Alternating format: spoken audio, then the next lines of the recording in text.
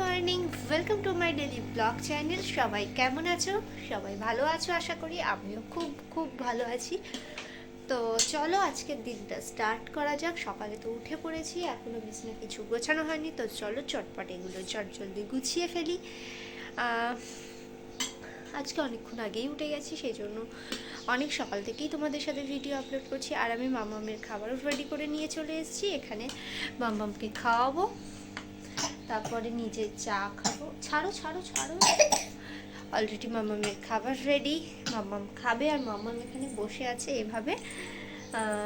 তো চলো মামামকে খাইয়ে নিই, তারপর নিজে চা খাবো, কারণ আজকে দুধ আনা নেই।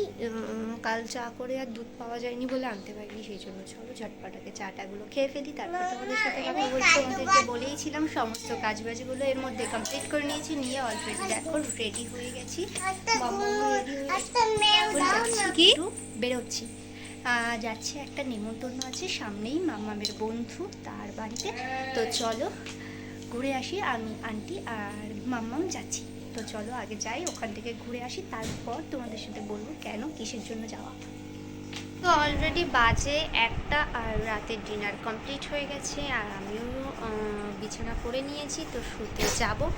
তো অলমোস্ট সত্যি কথা বলতে গেলে সেই সন্ধে দুপুরবেলায় যখন তোমাদেরকে বলেছিলাম যে ফাইট আছে পাশেই মাম্মামের একটা বন্ধুর বাড়িতে, তো ওখানে গিয়েছিলাম কারণ মামামের বন্ধুর আন্টির স্বাদের অনুষ্ঠান ছিল। তো আমার মাম্মাম আর আন্টির নেমন্তন্ন ছিল, তো সেখানেই গিয়েছিলাম দুপুরবেলা।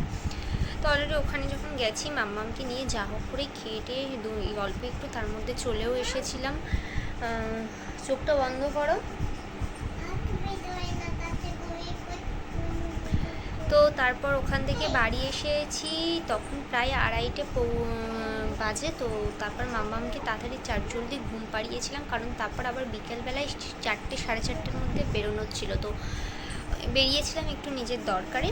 তো মাম্মামকে আবার ঘুম থেকে তুলে তাড়াতাড়ি রেডি করে 4:30 মধ্যে আবার বেরোতে হয়েছিল। মাম্মামেরও ঘুমের অসুবিধা হচ্ছিল, তো আমি একদমই মানে আর কোনো ব্লগ করতে পারিনি। আমার মানে ওখান থেকে আসার পর আমার মনে হচ্ছিল আমিও একটু শুই, তো মামার পাশে জাস্ট কিছুক্ষণ শুয়েছি। তারপর গিয়েছিলাম, ওখান থেকে বাড়ি আসলাম 5:30 পৌনে 6টা। তো ওখান থেকে বাড়ি আসার পর মাম্মামকে তাড়াতাড়ি সন্ধ্যের খাবার খাওয়ালাম, খাবার খাইয়ে তারপরে গিয়েছিলাম মাম্মামের ডাক্তারের অ্যাপয়েন্টমেন্ট নেওয়া ছিল, তো সেখানে গেছিলাম ডাক্তারের কাছে। ওখানেও 7:30টার মধ্যে পৌঁছানো ছিল। তো দুপুরবেলায় তো আজকে আমার আর মাম্মাম আর আন্টি যেহেতু ইনভাইট ছিল, তো বাড়িতে রান্না হয়নি, যদিও মাম্মামের জন্য বাড়িতে রান্না হয়েছিল, মাম্মাম বাড়িতেই খেয়েছে, ওখানে খাইনি। তো সেই জন্য যখন বিকালে বেরিয়েছিলাম ওখান থেকে আসার পর মাম্মামকে খাওয়ানোর পর আন্টি সন্ধে টন্ধে দিল, চটজলদি ভাত ডাল আলু সেদ্ধ আর ডিমের ভাজার জন্য পেঁয়াজ টিয়াজ কেটে রেখে সব কিছু গুছিয়ে গিয়েছি, চাটা করে রেখে চা খেয়েও ছিলাম কিছু। তো খেয়ে আবার রেডি হয়ে 7:30টার মধ্যে ওখানে পৌঁছানো ছিল। 5-6 নাগাদ আমরা আবার বেরিয়েছিলাম, আমি আন্টি আর মেয়ে। তো ওখানে গিয়ে মাম্মামের ডাক্তার দেখিয়ে যখন বাড়ি ফিরছি তখন অলরেডি 8:45। তো এসে ঘর বাড়ি গোছানো, জামা কাপড় এলোমেলো হয়েছিল, খাটের বিছানা দুপুরে মাম্মাম ঘুমিয়েছে সেসবের এলোমেলো, সব কিছু গুছিয়ে জাস্ট কিছুক্ষণ বসেছি। তারপর সৌম বাড়ি আসলে তাড়াতাড়ি ডিনার করেছি, তো এখন যাব শুতে। এটাই হলো এই মানে আজকের সার্কেলটা এইভাবেই চলেছে আমার। তো আশা করি তোমাদের আজকের ব্লগটা দেখতে ভালো লাগবে, আর ভালো লাগলে অবশ্যই একটা লাইক শেয়ার করো। হ্যাঁ, সাবস্ক্রাইব করতে একদম ভুলো না।